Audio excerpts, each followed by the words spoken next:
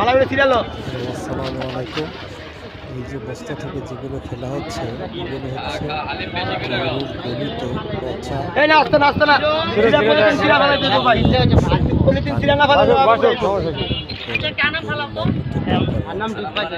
যেগুলো দিয়ে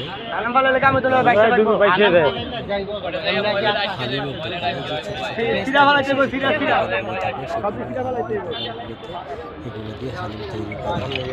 এগুলো আমার মনে হয় মিনিমাম 10 থেকে 15 দিন হবে সেগুলো নিয়ে আসা হয়েছে বিক্রি করার জন্য। এগুলো দিয়ে হালিম তৈরি করা হয় না, সাধারণ মানুষ খায়। তো এই জিনিসগুলো আমার মনে হয় কখনো স্বাস্থ্যসম্মত না, দিয়ে মানুষের করতে হবে খেয়ে। এগুলো বর্জন করার জন্য সবাইকে বলবো, এবং কি এগুলো যেখানে পাবেন এই ধরনের দুষ্কৃতি করে তাদেরকে সবাই প্রতিরোধ করবে। এটা হচ্ছে নারায়ণগঞ্জ। আমি পোস্ট করবো জনসচেতনমূলক, এবং কি আমার সাথে সবাই থাকবেন আশা করি। সবাই ভালো থাকবেন।